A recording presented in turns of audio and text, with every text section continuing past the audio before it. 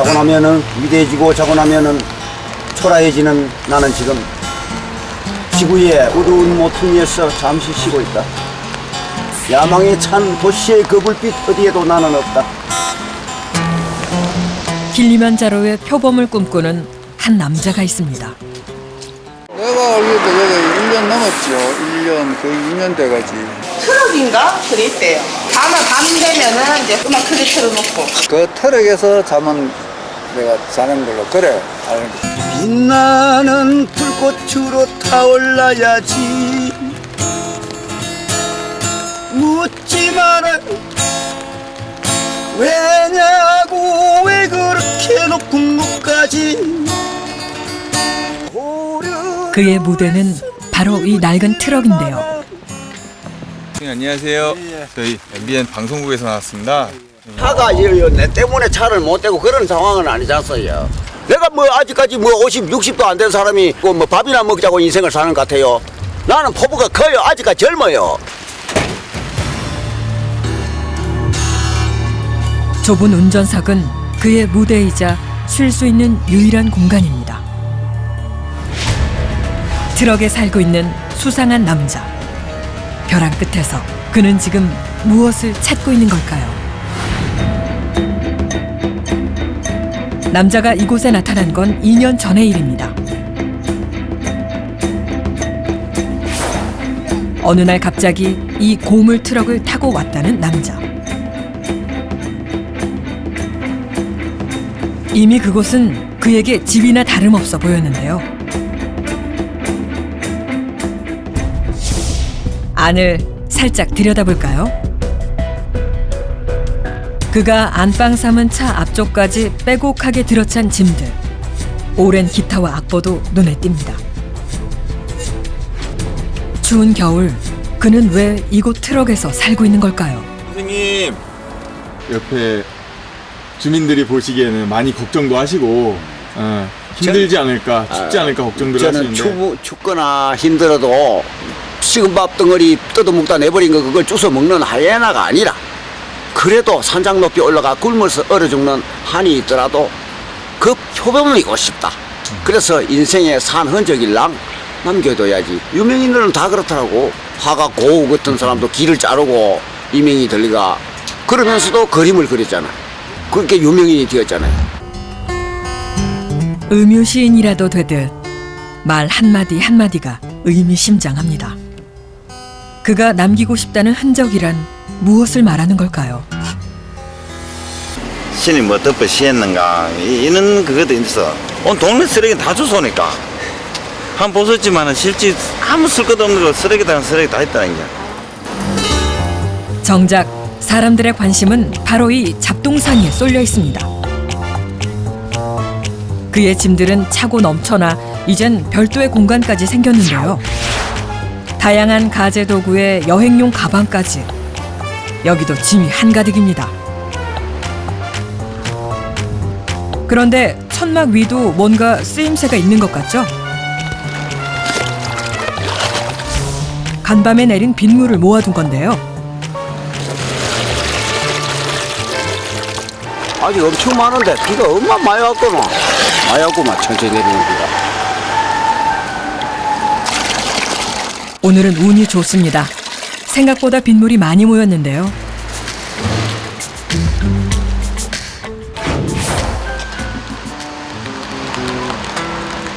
자고 나면은 위대해지고 자고 나면은 초라해지는 나는 지금 지구의 어두운 모퉁 위에서 잠시 쉬고 있다.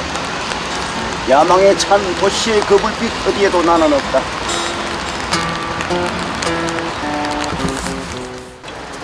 이거 나 물 이거 빗물이 아까워서.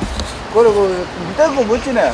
아까워서 비 오는 날 이렇게 특수하게 머리 감아요. 떼고 멋져. 네, 비 오는 날 머리 감으면 좋아. 그는 왜 물 한 방울 마음 편히 쓸 수 없는 이 거리의 삶을 살고 있는 걸까요? 어디론가 향하는 남자. 손에 쥐고 있는 호미가 눈에 들어옵니다. 지금 뭐 찾으세요? 백화소 같은데 죽었네. 덩굴이 죽었네. 백화수어요? 차들이 지나다니는 도로변에서 뜬금없이 약초를 캐겠다는 남자. 확실하게 맞는가는 모르겠는데 내가 이 잎을 본 결과 여름에 봤는데 백화수호가 틀림없는 것 같아요.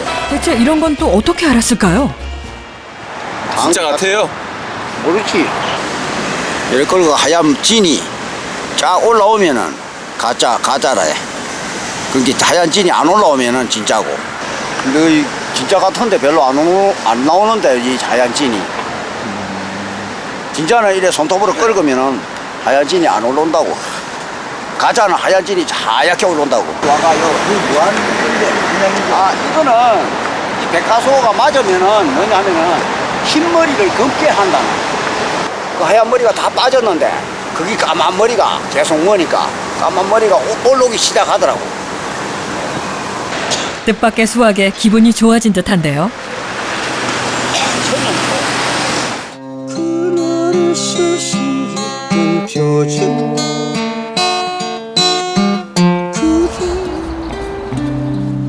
허나 트럭에서의 삶은 그리 녹록치 않아 보입니다. 정말 그의 말대로 화가 고흐처럼 혹은 불운한 생을 살다간 수많은 예술가들처럼 그도 자신을 벼랑 끝으로 내몰고 싶은 걸까요? 옛날에 이걸 참 좋아했거든. 오래간만에 아니 차에서 계시기 좀 불편하지 않으세요? 괜찮니?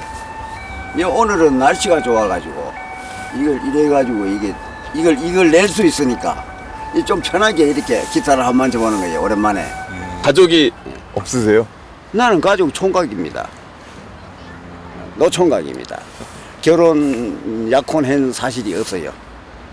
사실이 없고 젊을 때나 지금이나 맨 아저씨 소리는 똑같이 듣고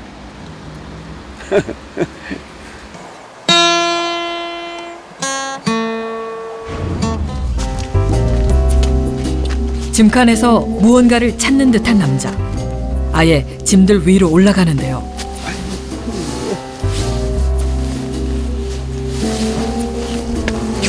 그가 애타게 찾은 건 바로 이 밥솥. 선생님 갑자기 밥솥을 왜 만지세요? 여기 노래하려고 영양 간식을 준비해 놓은 게 있어요.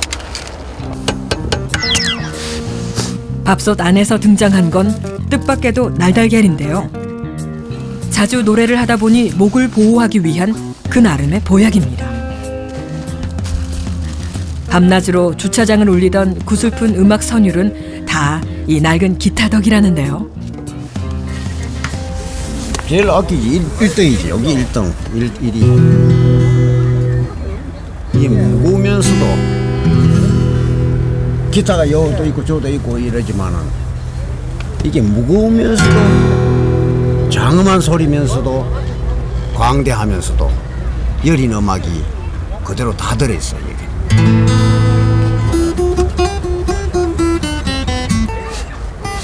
은은하게 울리는 소리가 마치 인생의 희로애락 같아서 기타를 연주할 때면 남자는 수많은 감정이 요동을 칩니다. 이곳저곳 빈틈없이 꽉꽉 들어찬 남자의 짐들.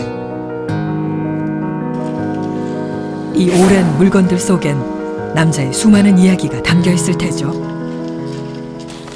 그리고 이거는 헤어드라이기. 미용실에 쓰던 기라. 헤어드라이기. 이거 다 집에 가정에 쓰면 돼요. 전기 꼽으면 되는 기라. 헤어드라이기. 아 이것도 돌아가요? 이제 머리가 다 빠져서 뭐 이거 돌려본 적 있으세요? 예, 돌아가는 기라. 돌아가는 기. 이거는 그 야구방망인데 이거는 언제든지 쓸 수가 있어. 이 부러진 게 아니라요. 부러진 게 아니고 야구방망이 이거 언제든지 운동을 할 수 있고. 이거 낙찰가 500원. 500원. 오케이. 낙찰가 500원. 야구방망이. 운동을 하고 싶은 분 이게 필요한 거라. 대형 밥솥부터 어디서 가져왔는지 모를 색색의 고운 한복 원단까지. 없는 것 빼곤 다 있다는 남자의 트럭. 필요한 이가 나서면 때로는 팔기도 한다는군요. 지금은 구할 수 없는 오래된 가전까지 만물상이 따로 없습니다.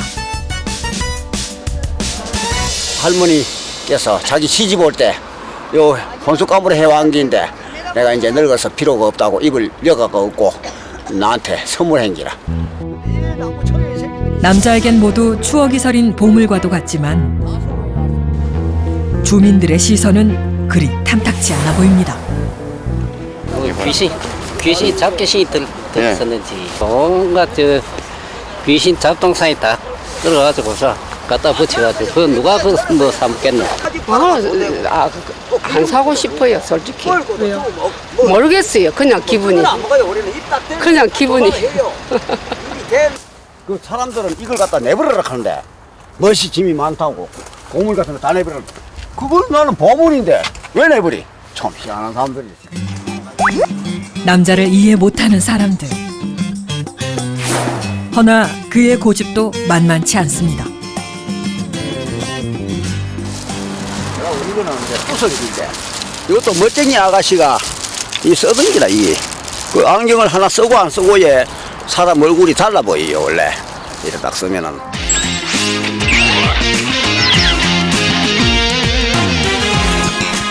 이거는 다른 안경인데 그 사람마다 스타일이 이 안경을 쓰고 저 안경을 쓰고 하면은 달라 보여 사람이 얼굴이. 원래 스타는 천의 얼굴이라고 천가지로 변형을 할 줄 알아야 돼. 그게 스타다. 저쪽 태화강을 쭉 보시오.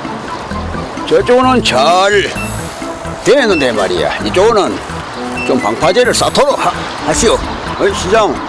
시장 알아들었어? 이래 하는 게 이 지휘봉. 대단한 파워를 자랑하는 지휘봉. 저거는 반찬이 너무 없을 적에 술을 음주 전후에 술안주로 왔어. 밥 한 숟갈 먹고 이걸 무마 개운하게 위장이 가라앉아요.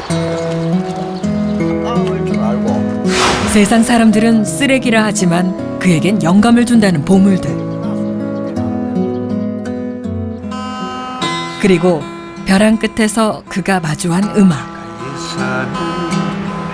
눈물처럼 떠오르는 그대의 흰손 누가 사랑을 아름답다 했는가 누가 사랑을 아름답다 했는가 차라리 그대의 손으로 나를. 남자의 노래에 지나가던 이들도 잠시 걸음을 멈추고 귀를 기울여 보는데요.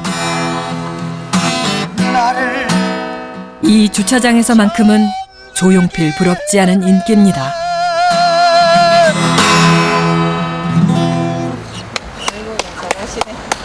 목이 씌어가지고 잘 모으러가고 있어. 끝에 모으러가 있어.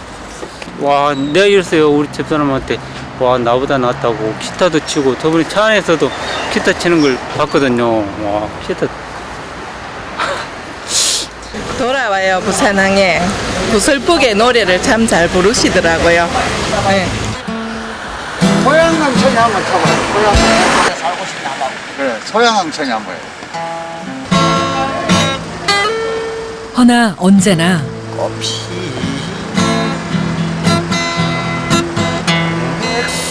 자신만의 무대를 고집하는 남자.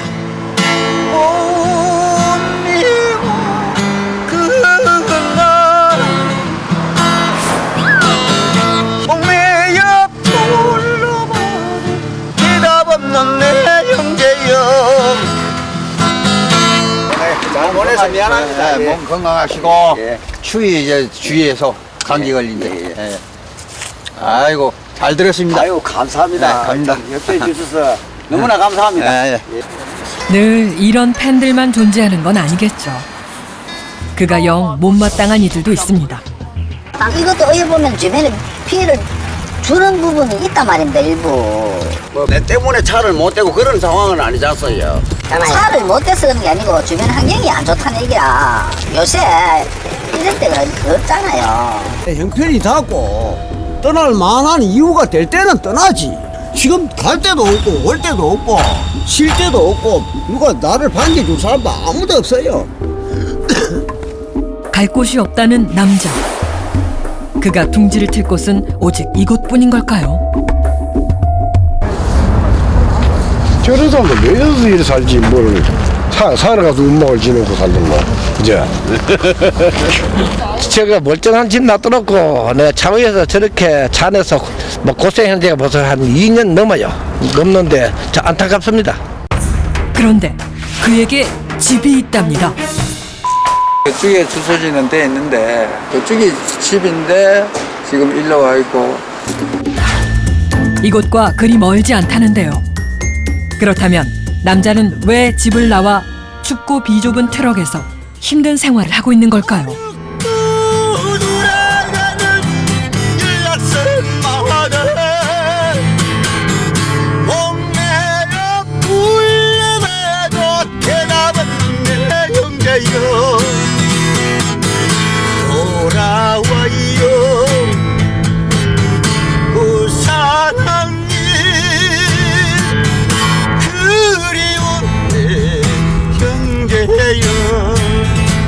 소문 속 진실을 알아봐야겠습니다.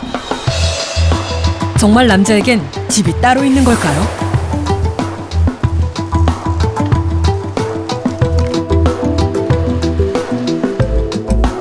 수소문 끝에 그가 살았던 집을 찾을 수 있었는데요. 한때 그와 함께 살았다는 지인을 만날 수 있었습니다. 남자가 살았던 아늑한 방. 미처 다 챙기지 못한 물건들이 아직 그대로 남아 있었는데요. 이곳을 두고 그는 왜 거리를 전전하는 걸까요? 저기 세주 씨가 언제부터 안 들어오는 거예요? 예, 한 3년 하면 전인가 아버님이 오시다 간 후로 나가신 다음에 그 뒤부터는 한 번도 안 오시고 예 그래 하였습니다. 남자의 아버지가 찾아온 어느 날 수심이 가득해 보였다는 그는 도망치듯 거리로 나왔다는데요. 그렇게 시작된 트럭에서의 고된 삶. 대체 무엇이 그를 세상 밖으로 내몬 걸까요? 우리는 그가 살았다는 고향 마을을 찾았습니다. 혹시라도 누군가 한 명쯤은 그와 그의 가족에 대해 알고 있지 않을까요? 여기 나간 지 오래됐지 뭐. 그래서 나간 지도 한 50년 될 낀데 50년. 많이 됐어. 그건 50 됐고 한 50 됐어. 아버지 살았나 죽었나? 가만히 살았어. 안 죽긴 안 돼. 어린은 살았고. 아니 살았어. 아니 살았지. 나 부탁하잖아. 죽었다 하다가 살았다가 모르겠어. 아니 세주가 기타만 울리고 돌아다니고 오토바이 타고 다니면서 그러고 나서는 지금 소식이 이어서 야 우리는 그 소식을 그래서 몰라요. 가지고 고향에 오다 안 이건 알아요. 우리 친구라. 아 선생님 친구분이세요? 세주, 근세주. 예예. 그 나하고 둘이 밤무대 뛰작하고 이랬었어. 아 원래 가봐. 음악을 야는 그때 기차를 쳐고 나 노래하고 이랬었는데 밤무대 가자 이래 돼가지고 나는 농사 때문에 안 된다. 그때 내가 나갔으면 어찌 될지 모르지 나도. 30여 년 전 고향을 떠난 이후 소식이 끊겼다는 남자. 그의 고향집은 아직 그대로였는데요. 그에게도 분명 이곳에서 가족과 함께했던 따뜻한 순간이 있었을 겁니다.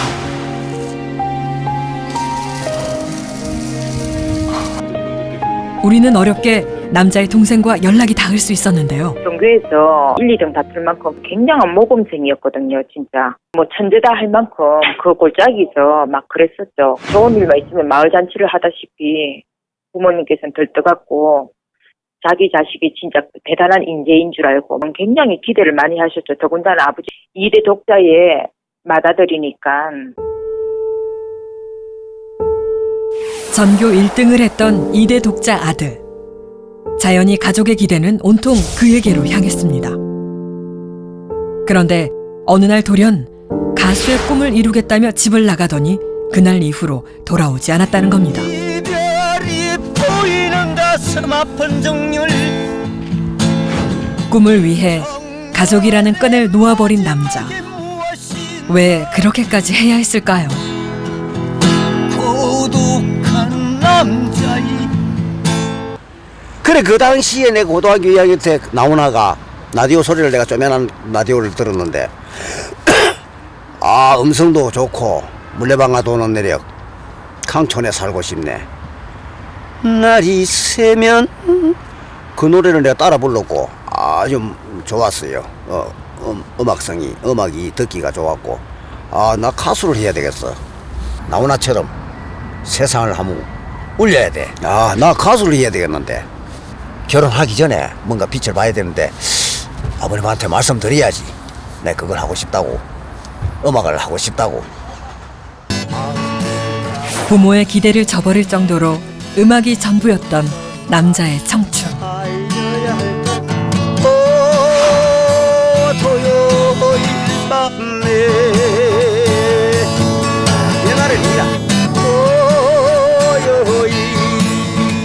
꼭 성공해서 돌아가겠노라며 무작정 상경했지만 현실은 그리 쉽지 않았습니다. 계속되는 절망과 시련. 허나 이대로는 지금 이 모습으로는 가족 앞에 설 수 없었던 남자. 그럴수록 그는 자꾸만 더 깊숙이 자신을 벼랑 끝으로 내몰았습니다. 나 손이 뻑뻑해가 지금 잘 안 돼. 생각나지 맨날 매일. 근데 아버님이 돌아가실 때가 됐으니까 내가 성공도 못하고 돈도 못 벌고 가보지도 못하고 자꾸 인사를 해야 할 시간이 초로 다가오고 있는데 어찌 자식이 마음이 안 아프겠어요. 내 아무 표현도 안 하고 눈물도 안 흘리고 그런 사람이지만 마음이 타들어가는 그 느낌은 이루 말할 수가 없지요. 헤아릴 수가 없지요. 시리도록 추운 남자의 겨울. 어쩌면 그의 노래는 가족을 향한 미안함 그리고 지독한 그리움일지도 모릅니다.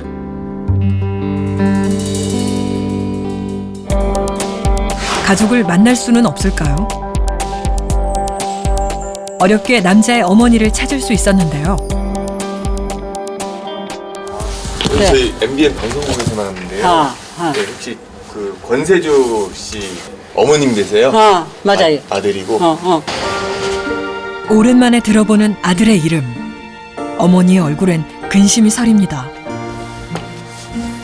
오래전 집을 떠난 아들의 소식이 궁금하면서도 못내 걱정스러운데요. 30년의 세월, 바람잘 날 없었던 가족의 시간 속에 큰아들의 자리만이 비워져 있습니다. 그것이 늘 가슴 한구석에 응어리져 있었던 어머니. 아드님에 대한 소식은 자주 듣고 계셨어요, 어머니? 주식. 소식. 아들 소식. 소식. 아들 소식은 뭐 가끔 듣는데 뭐 모르겠다 나는. 소식도 모른다. 궁금하진 않으세요? 혹시? 하이 궁금해도 짧겠어요. 나는 뭐 헌기나요 이제 몸뚱이나요. 사실은 자석이냐고 뭐 그 함께 나는 저한테 기대를 얼마나 걸었는데 아들도 저거 때문에 기대를 많이 걸었거든. 공부시키고 고등학교까지 공부시킨다고 촌에 농사 지어가지고 지가 빠지기 뭐 콩이고 밭이고 뭐 전부 농사 지어가지고 내고 해가지고 줬디만은 이 모양인 게 뭐 내가 뭐 잘겠나. 지은은 또 뭐 한다고 해가지고 뭐 어째 되는 거 모르겠지 나도. 연락 한 번 없었던 야속한 큰아들. 그런데 저희가 살고 있습니까? 30년 만에 마주한 모습은 그 옛날 기억 속의 아들이 아니었는데요. 어째 좀 살구를 할 수 없을까? 살구를 해줄 수 없을까? 대죠. 제발 내 죽을 달에 내 눈이나 좀 감고 줬구로. 내가 참말 네 우리 세 살구를 마지막 눈 좀 감고 줘라고. 영암도 병원에 있거든. 믿었던 만큼 더욱 속상한 마음. 불쌍하기도 하고 나도 가슴이 다 아파요.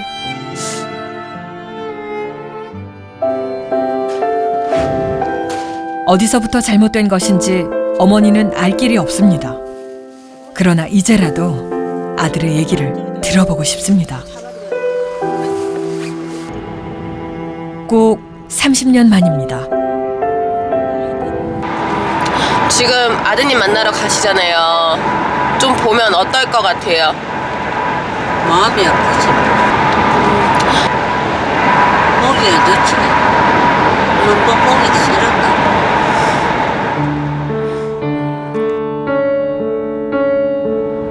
온갖 생각에 마음이 어지러워지는 순간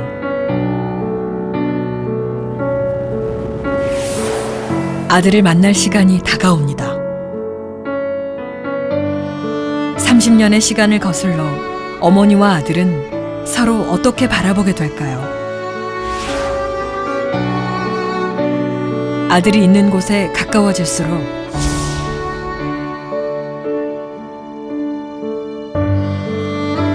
자꾸만 마음이 약해집니다. 힘겹게 걸음을 떼보는 어머니. 그대로 멈춰 서는데요.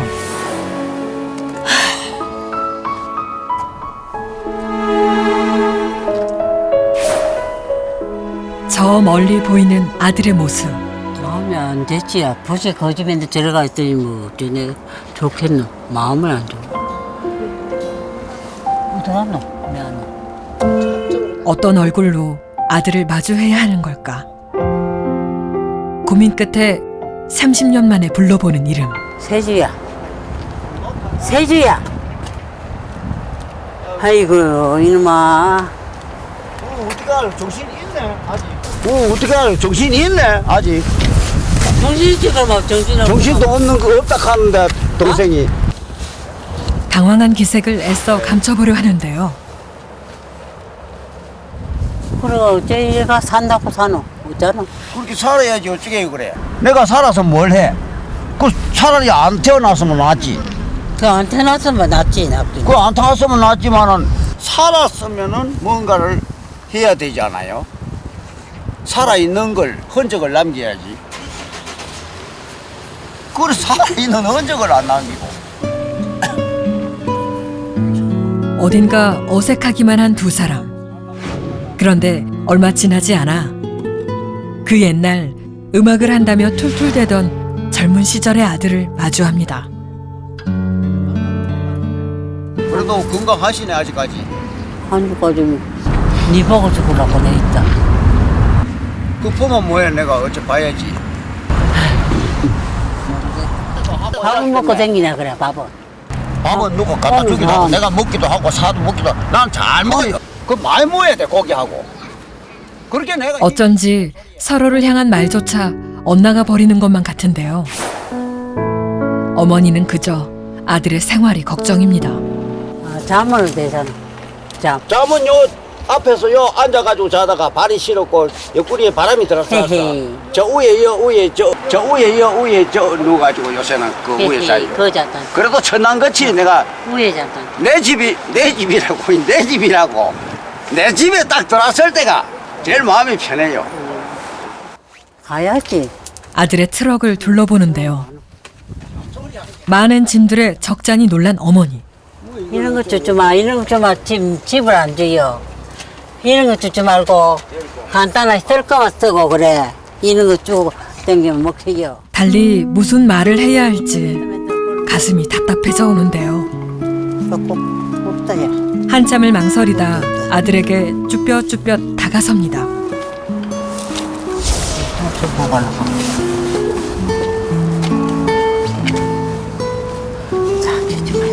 됐어요.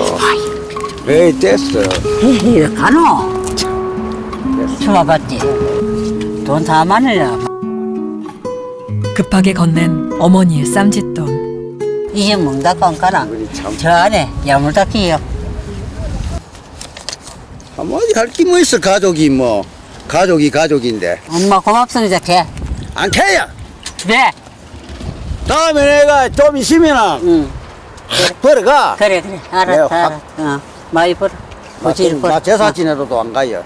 내가 일하기 전에는 절대 제사 지내러 안 가요. 내가 일하고 말아요 내가. 어머니의 마음을 아들도 모르지 않습니다. 앞으로 잘 될 겁니다. 아마. 아유, 잘 되기는 뭐 잘 되겠는데. 잘 안 되겠는 게. 할게, 그러면. 보면 뭐하노. 미아이가 왔는데. 너무 먼 길을 돌아왔습니다. 숨어 있겠지. 지금 당장 함께할 수 없기에 못내 마음이 무겁지만 그래도 건강하게 웃는 모습에 가슴을 쓸어내리는 어머니.